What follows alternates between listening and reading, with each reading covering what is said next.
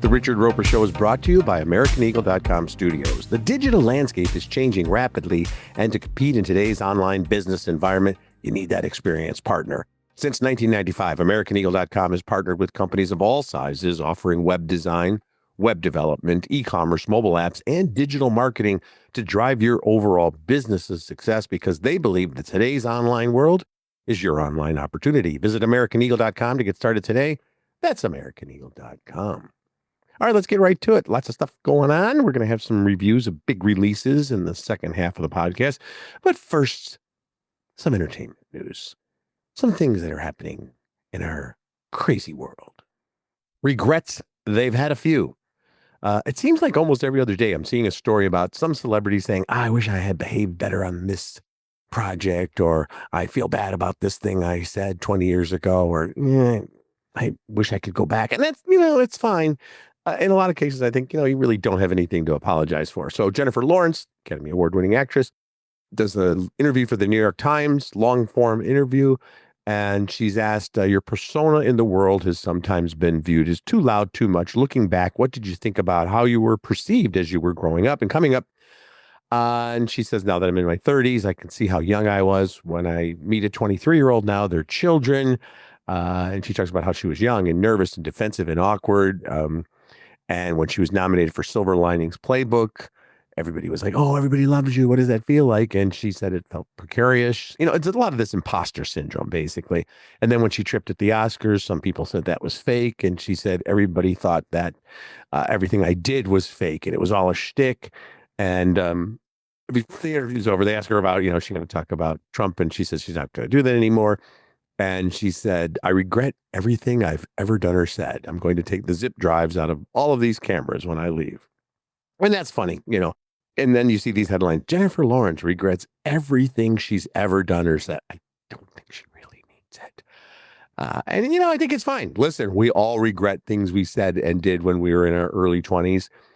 Most of us didn't have to do it under a shining spotlight. So I was talking to some friends about this earlier this week, because, we had these incredible sporting events on over the weekend. The Game 7 of the World Series, one of the most dramatic and exciting games in the history of the sport. I love back and forth. And I'm a Dodgers guy, but it's not like I'm the level that I'm a White Sox fan, but I was rooting for the Dodgers. But I felt for the Blue Jays and their fans. And there's a great photo.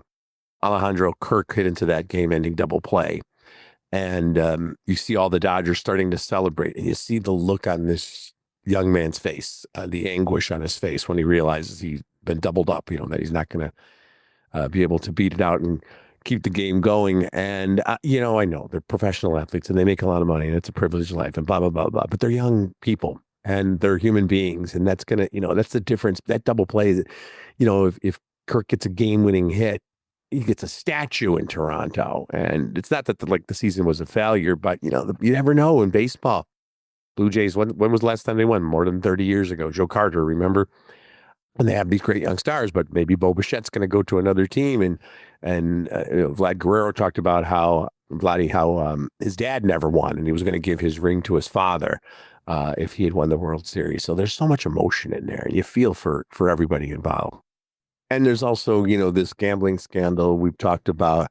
And I saw, one of the follow-up stories where I know it was Lucas Giolito and some other athletes talked about how they've been getting, they get death threats from gamblers because they didn't come through on the parlay, as if they did it on purpose. Now, the gambling, that's a different story. But just, college athletes. And again, yes, you're a college football player. It's a great life. And now you're making money. But, people sending death threats to 19-year-olds and 22-year-olds, or when a 21-year-old kicker misses a field goal in front of 75,000 people, and then they get, all this hate. It's like, let's just kind of put this in perspective and remember these are young people. And in most cases, the vast majority of cases, they're doing their best, man. Reese Witherspoon, another Academy Award winner, is opening up about the difficult decision she made to host the first Saturday Night Live episode. That was a couple of weeks after the terrorist attacks of September 11, 2001. She was talking to Dak Shepard on his podcast and said, I would give that 0 stars, her hosting experience. I do not recommend. She was coming off of Legally Blonde. She was 24 years old and said it was too much responsibility But her Southern and military ethics prevented her from turning down SNL creator Lorne Michaels when he asked. Reese said, Lorne Michaels called me and said, I really need you to show up. I really, really need this. Rudy Giuliani's going to be there. The firefighters, Paul Simon's going to sing. I need you to come out and do something a little light and tell America you can't feel sad. We got to laugh again. We've got to get back to the national spirit. And she did it. And she said, if you go back and look at the show, it's very moving at the beginning when when Paul Simon sings and Rudy Giuliani at the time, the mayor of New York City, and Lauren talking. They had these firefighters and first responders and police officers on stage. Very moving. I thought they handled it very well, the episode. But Reese Witherspoon says, going back to that, she felt like she completely left her body during the entire episode and did not go again for 15 years to host. I want to mention one sidebar about September 29th, 2001 edition of Saturday Night Live, because after that very moving and sincere and somber and wonderful and inspirational opening, they had a show to do, right? So they did a show. And if you Google this, it's easy to find the entire sketch. There's a sketch where a Little Mermaid sketch where Reese Witherspoon is the Little Mermaid and Will Ferrell is the handsome sailor, and they're in love, and they start singing this classic sort of Disney song about falling in love, and then it takes this incredibly raunchy turn because the mermaid character starts talking about how things are going to work when they get together, so to speak. Certain things about her anatomy, and it's like it's very funny because and the thing is too, you got to remember Reese Witherspoon, America's sweetheart at the time, and the way she just sings in a very sincere fashion about how things are going to, the anatomy, if you will. Check it out if you will. So now my heart. No. Wait. Well, no. Hang on a second. You mean to tell me that down there you've got fish business going on? What'd you expect, silly? Oh. But wait, when you get up on land, you grow legs, right? Of course I do. Oh, thank God. Yep, the legs turn human. But believe you me, baby, the hoo-ha's all mackerel. Okay, I also want to talk about, we like to talk about when things go viral. Something's going viral every day. This is from the New York Times. The bird theory. Have you guys heard about the bird theory? Have you heard about the bird? Has nothing to do with Big Bird. Has nothing to do with Larry Bird. Has nothing to do with Mark the Bird Fidrick, legendary phenom from back in the days with the Detroit Tigers. It's the bird theory, and here we go. So this article by Catherine Pearson in the New York Times. She says, Lane Berthoud, an occupational therapist who lives in Los Angeles, did not expect her recent TikTok post to rack up nearly 5 million views in 5 days. Now, here's what happens on the video. She's 30 years old, and she tells her husband, I saw a bird today. Her husband pauses and says, oh, yeah. And that's about it. So the setup is simple for this. And this is now a viral trend, apparently. One partner points out a bird to the other or recounts a fake bird encounter from earlier in the day and awaits a response. A partner who responds with curiosity, oh, what happened with you and the bird? Do you know what kind of bird it was? Tell me more about the bird. That's a partner who's caring and loving and interested. But if somebody just says, oh, yeah, they fail. So it's intended to measure a partner's willingness to respond to what therapists call bids for connection. This is so stupid. First of all, you don't need to say, I saw a bird today. You have conversations with your partner. You can tell if they're interested or not. We all have that moment too where you're like, hey, you're looking at your phone. You're not, oh, no, I'm listening. I heard you said that we're going to the boat show next Tuesday. And you said, no, I said I never saw the show, The Love Boat. So this is what people are doing. And they this, it's sort of like I guess there was a thing called the orange peel theory where you ask your partner to do something you can easily do yourself, like peel an orange. If they do it, that's great. If they don't, then there's a problem in the relationship. So now people are filming themselves, asking their partner, to see if they've got any interest. Hey, did you hear? I saw a bird. If you saw a bird and you tell your partner you saw a bird, they don't give a shit that you saw a bird, then you've got issues. I think if you're posting videos of you testing your partner this way, you have issues. That's just me. Be warned now. You've been advised. You've been given the heads up. You've been given a tip off. If somebody in your relationship, your best friend or your husband or your wife or your partner, whatever the case may be, if they in the next week or two and they kind of got the phone out too and they say, I saw a bird today, leap up and go, oh my God, you saw a bird? That's so rare. What kind of a bird was it? Did you get a picture of a video? Let's get into a bird watching club. And that'll show you're very interested. But if you want to end it, just go, I don't give a shit that you saw a bird. I would also say if someone just said to me, I saw a bird today, I'd say, did you fall on your head? So? If they said, I saw a bird that did something interesting or I saw an unusual bird. Yeah, but if they just said, I saw a bird today, I'd be like, wow, fascinating. I saw a blade of grass yesterday. This story I love. Daniel Day-Lewis says, don't blame him if Jeremy Strong is a little eccentric on set. So Brian Cox, Succession star, obviously Jeremy Strong played one of his sons on there, said the method style of Brian Cox said it's fucking annoying because that's how Brian Cox is. He's a curmudgeon, right? He's famously crabby all the time. And he said that I guess Jeremy Strong was Daniel Day-Lewis's assistant at some point, which is kind of amazing when you think about that. So Brian Cox said he's learned all that stuff from Dan. In other words, he's learned all that method stuff, where the actors don't fall out of character, or even at the craft services table. Famously, Daniel Day-Lewis wanted everyone to call him Abe or President Lincoln on the set of the movie. And method acting is a lot more than just staying in character all the time, and different forms of it in schools, and there's classes you can take, but it's gotten that reputation now that it just means you're insane. So Daniel Day-Lewis said, listen, it's this whole full method thing pisses me off. And he goes, I don't know where Brian Cox thinks that I somehow influenced Jeremy Strong. And Jeremy Strong says, I'm not going to influence or change the way I act, even if people talk about it. So Daniel Day-Lewis is telling Brian Cox, you're nuts. Brian Cox is saying that Jeremy Strong is annoying. The one takeaway I have from this as well is that what I love about Brian Cox, and he was on, I think he did an SNL skit that's, he's done stuff that plays off his crabby persona. He's basically the guy he played on Succession. He's a great actor, but he's often talking about how, he's Shakespearean and one of the greatest actors in the world, and some of these other actors aren't up to snuff and they better come to play when they're on the set with him and all this. But in the midst of all that, he's the voice of McDonald's. Ba-da-ba-ba-ba. That's him. That's Brian Cox. So for all his talk about how, the craft and the magnificence of acting, it's like, dude, your biggest paycheck you've probably ever gotten in your life is being the voiceover guy for McNuggets. So settle down.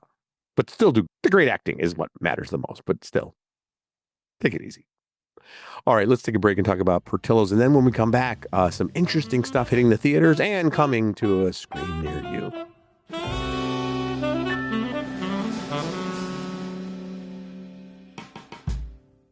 All right, kids, let's talk about Portillo's. It's one of my favorite places to eat on the planet Earth. My delivery history will bear this out. I also happen to live within walking distance of one of the Chicago Portillo's. Yes, that's right. I'm that lucky. It is amazing. You could order from the restaurant or the drive-thru, but if it's not near you, you can go to portillos.com, and order. They got French fries.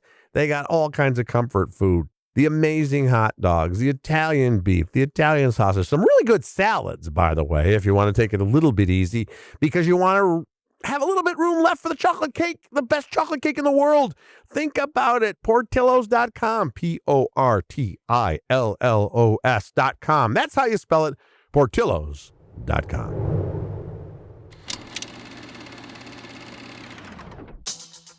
You must be the lady I've been hearing so much about. Yes, sir. It's an honor to meet you, Mr. King. Now tell me about yourself. Jesse here says that you fight in all pink. I'm from West Virginia. What's that got to do with pink? Nothing, sir. I'm just telling you about myself. Yeah, pink was my idea. Oh boy, ladies and gentlemen, have I got a treat for you. Okay, that's a little bit of audio from Christy, starring Sydney Sweeney, the ubiquitous Sydney Sweeney, who, by the way, speaking of regrets, has no regrets about her jeans ads. She's now speaking out about that and saying, basically, I did an ad for jeans, that's exactly what she did. And then people went nuts. A few people, we should stress, went crazy. And it somehow became a political issue, which is also insane. And I've been mentioning this and talking about this and saying this for the last couple of years now. Sydney Sweeney, and she broke through with Euphoria, right? The White Lotus. and has become, kind of the latest. We used to say sex symbol. I don't think we say that anymore, but she's probably one of the most searched people on the internet. We'll leave it at that. She's a really good actress though. And she keeps on taking these challenging roles, much like Charlize Theron or Margot Robbie. A lot of actors, and it goes for men as well. Brad Pitt, who back in the day might have just been, they're sex symbols, if you will, male or female. And now they take these character roles. So Christy is the story of the boxing legend, Christy Martin. So in the 1990s, and women's boxing had been around for a long time, but it really hadn't taken off until Christy Martin was at the forefront at it. And actually was on an undercard of a Mike Tyson fight, was on the cover of Sports Illustrated because she could punch, man. And it's a real life biopic, and it actually reminded me a lot of I, Tonya with Margot Robbie, in that we think we know the basics of the story about a person, but then we find out the reality. And the great Ben Foster, who's one of the best actors we have and always had, everything he does, he plays Christy Martin's real life husband and manager, who was one of the worst human beings in the world. Much older guy, manipulated her, married her, abused her physically and verbally and emotionally, and actually tried to kill her, shot and stabbed her. And Christy Martin is still with us today and survived. But it's an incredible story. So it goes through, it's kind of a standard biopic in that it shows up. But Sydney Sweeney's great. She disappears into the character. She's believable in the boxing scenes. There's some tough moments, seeing this abusive relationship, but it's eventually and ultimately a story of inspiration and triumph, because Christy Martin did survive, literally survive. I think there's a chance for Sydney Sweeney to get an Oscar nomination here for Best Actress. She's that good. And Ben Foster for Best Supporting Actor. It's as good a performance as anything I've seen. Now I want to talk to you about a couple of series coming our way. There's a series coming out on Peacock called All Her Fault. And it follows the formula of all those shows like Big Little Lies, all these series we love, Perfect Couple and this and that, about these beautiful rich people who have big problems. And we love watching that, right? Bye, Mommy. Bye, sweetheart. 99% of the time when a child goes missing, it's a misunderstanding between parents, grandparents, nannies. Hi, I'm Marissa. I'm here to pick up my son, Milo. There's no Milo here. But Milo's been missing for nearly 5 hours now. It's not a misunderstanding. I honestly didn't see this coming. These nice people killing each other.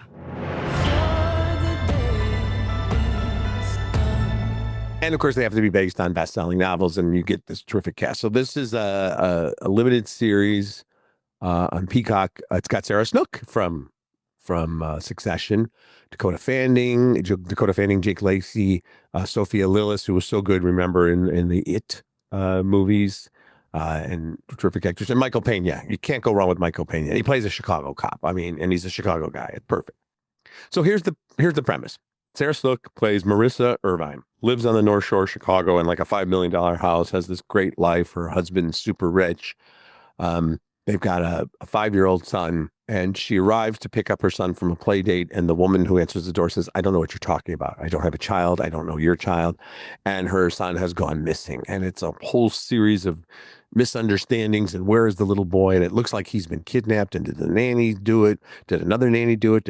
What's going on here? So it's a really intriguing setup.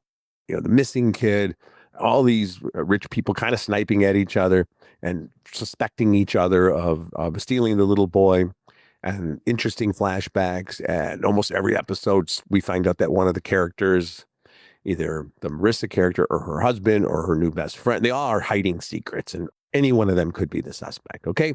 So for about 4 episodes, All Her Fault is really intriguing. It's very soapy and over the top. And like I said, all these reveals, it's like, oh my God, each one of these characters, I didn't tell you the truth about where I went that day. Well, now we have you on camera. Where were you really in? Oh, well, I'll tell you where I was. And it's still an alibi. What about you? Do you have an alibi?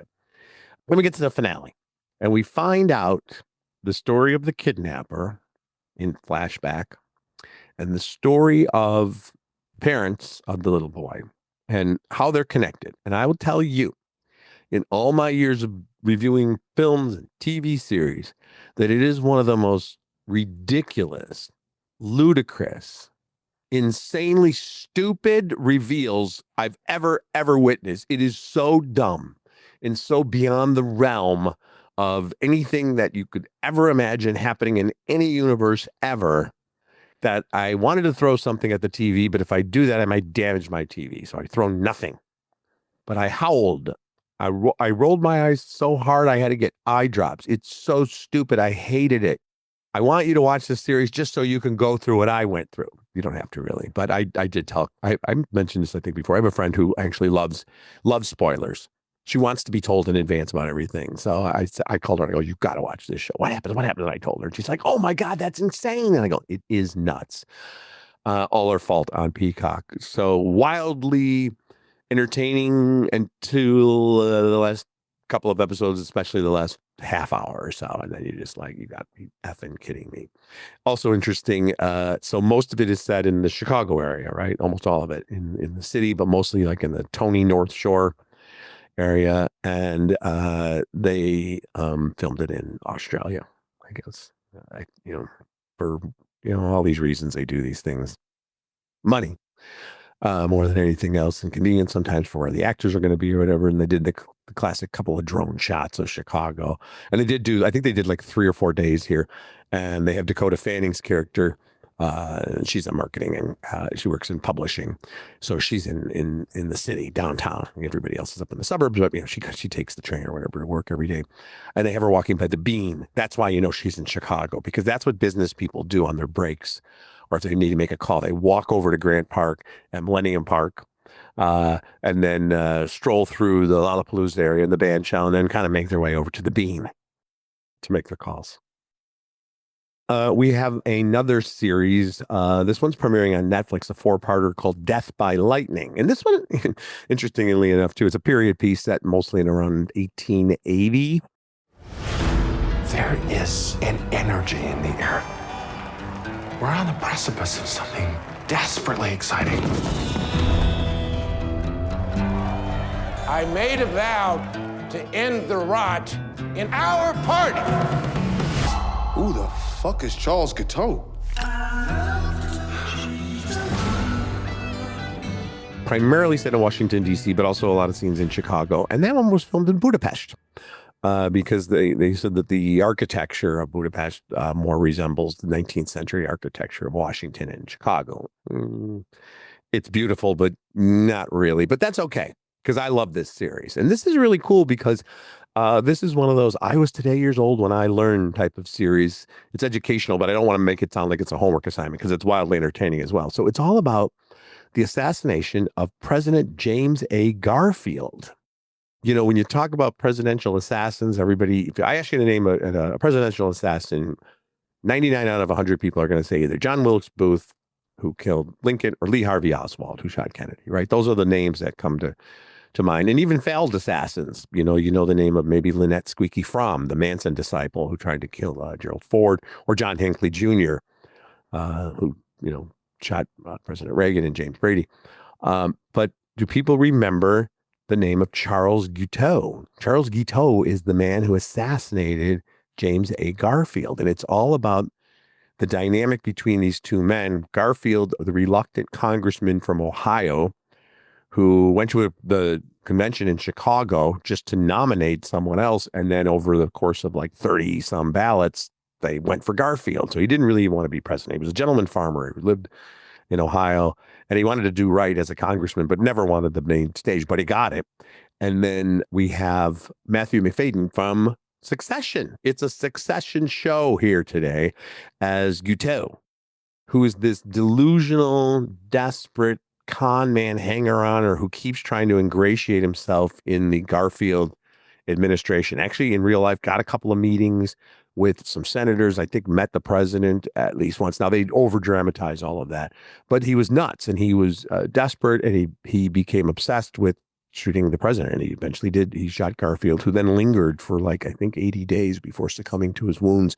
And that's fascinating too, because they say that the doctors made mistakes then, and the president died of more of infection and sepsis than the actual bullet wounds. And it gets into all that. But it's mostly about the dynamic between these two men, and it's mostly a parallel story. And it's one of these great historical epics with great production design.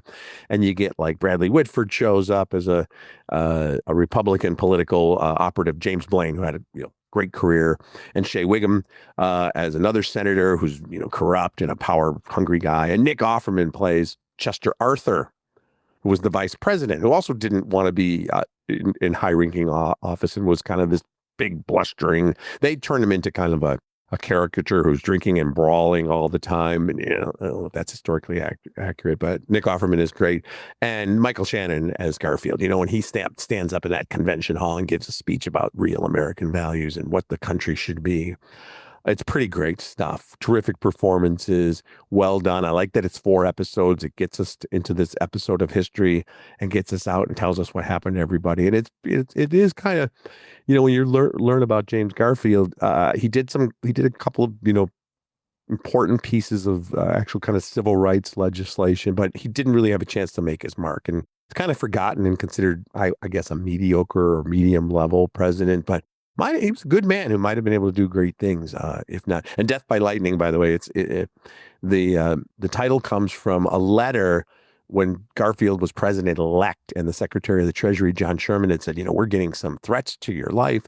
And he wrote back and said, assassination can no more be guarded against than death by lightning, and it's best not to worry about either. So that's where the title comes from, because it's fascinating when you see this. Now, in 1880, that's 15 years after Lincoln was assassinated. But the country, by and large, and politicians in Washington, they felt that was a one-time thing due to the Civil War, and that assassinations were things that happened in other countries. So there wasn't really a security detail for the president at all. And so this Guteau character, he was kind of wandering around the White House. And yeah, there'd be closed doors and, somebody stopping him. But a lot of times, no, he would just crash parties or run up to the president or senators on the street and actually have access. So kind of crazy, but really well done. It's called Death by Lightning.